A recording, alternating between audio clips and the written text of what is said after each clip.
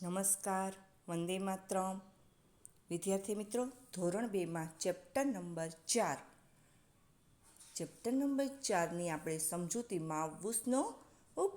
માઉસનો ઉપયોગ આપણે કઈ રીતે કઈ જગ્યા પર કરી શકીએ છીએ તેના વિશેની સમજૂતી મેળવીશું. ચેપ્ટર નંબર 3 સુધી આપણે આગળ સેમિસ્ટર 1માં અભ્યાસ કરી ચૂક્યા છીએ. ઓકે, ચાલો તો હવે આપણે આગળની સમજૂતી મેળવવા માટે ચેપ્ટર નંબર 4માં જોઈશું માઉસનો ઉપયોગ. તો સૌ પ્રથમ તો પહેલાં આપણે શું કરવું જોઈએ? તો માઉસ પકડતા શીખવું જોઈએ. બરાબર છે. આપણને જ્યારે માઉસ પકડતા આવડશે તો જ આપણે તેનો ઉપયોગ સારી રીતે કરી શકીશું. માઉસ પર 2 કે 3 બટન હોય છે. તેને માઉસ પેડ પર રાખીને સરકાવવામાં આવે છે. તો તમે અહીંયા જોઈ શકો છો, બટન 1, 2 અને 3 જેવા બટન જોવા મળે છે. બરાબર. અને એને આપણે એક માઉસ પેડ આવે છે જેનું કાપડ ખૂબ સરસ સ્મૂથ જેવું હોય છે, તેની ઉપર આપણે રાખી અને સરકાવીએ છીએ. એટલે માઉસની નીચેનો જે ભાગ છે તે ક્યારેય ખરાબ થતો નથી. બરાબર છે. તો એનું આપણે પણ ધ્યાન રાખવું જોઈએ કે માઉસ પેડનો ઉપયોગ અચૂક કરવો પડે છે. બરાબર. તો તમે ખૂબ સરસ રીતે માઉસને પ્રેક્ટિકલી પણ સમજતા હશો, જોયું હશે. બરાબર. તો તમે અહીંયા જોઈ શકો છો રાઈટ બટન એટલે કે જમણી બાજુનું બટન. તો તમે અહીંયા જોઈ શકો છો, આને આપણે રાઈટ બટન કહીએ છીએ. અને આ જે છે તે લેફ્ટ બટન એટલે કે ડાબી બાજુ. બરાબર. તો ડાબી બાજુનું જે બટન છે તે અને જમણી બાજુનું જે બટન છે તે, આ બે પહેલાં તો આપણે ફક્ત વ્યવસ્થિત ધ્યાનથી જોવા જોઈએ તો આપણને ખ્યાલ આવશે.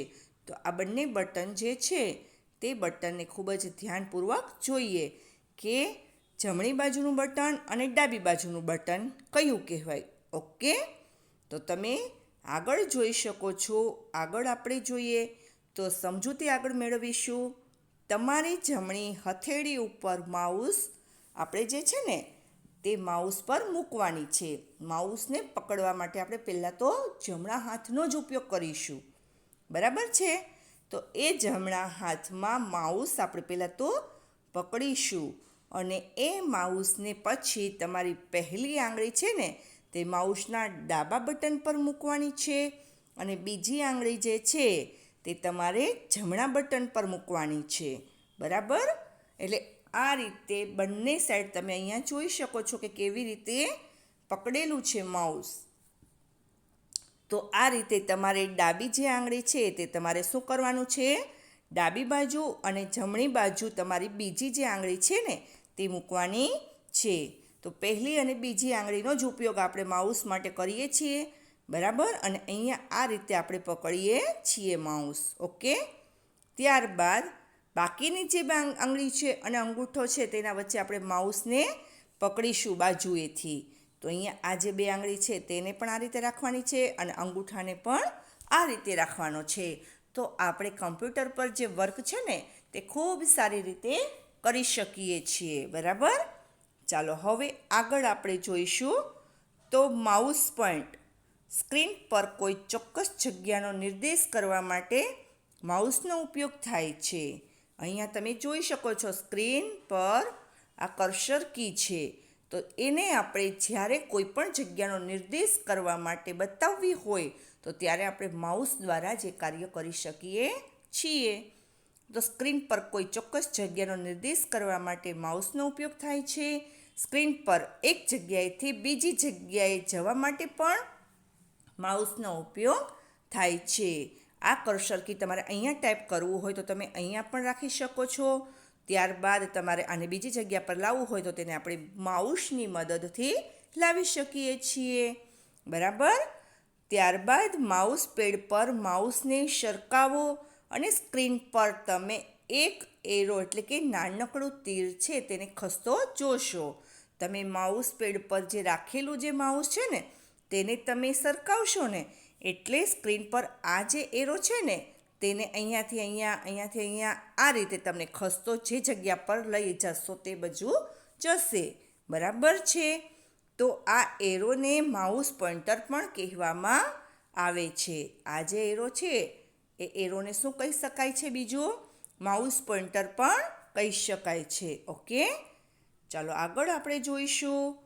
તો આગળ માઉસ સરકાવવું. માઉસ સરકાવવું તો માઉસ પેડ પર માઉસને ઉપર તરફ સરકાવો.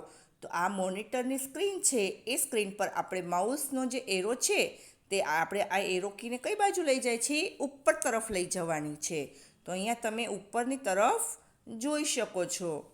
ત્યારબાદ છે સ્ક્રીન પર માઉસ પોઇન્ટર પણ ઉપર તરફ જાય છે. બરાબર. હવે માઉસને નીચે તરફ સરકાવો, એટલે અહીંયા તમે જોઈ શકો છો. તો આ નીચે તરફ છે સ્ક્રીન પર. તો સ્ક્રીન પર માઉસ પોઇન્ટર પણ નીચે તરફ આવી જાય છે. માઉસને જેમ આપણે સરકાવીએ ને એ પ્રમાણે કાર્ય થાય છે. માઉસને જમણી તરફ સરકાવો. તો આ બાજુ આપણે જમણી તરફ સરકાવીએ તો એ પોઇન્ટર પણ જમણી તરફ જાય છે. બરાબર. પછી માઉસને ડાબી તરફ સરકાવો. તો માઉસને ડાબી તરફ સરકાવતા પોઇન્ટર પણ ડાબી તરફ જાય છે. ઓકે, તો આ રીતે આપણે માઉસનો ઉપયોગ કરી શકીએ છીએ. અને આગળનું હવે આપણે નેક્સ્ટ લેક્ચરમાં સમજીશું. Okay, thank you.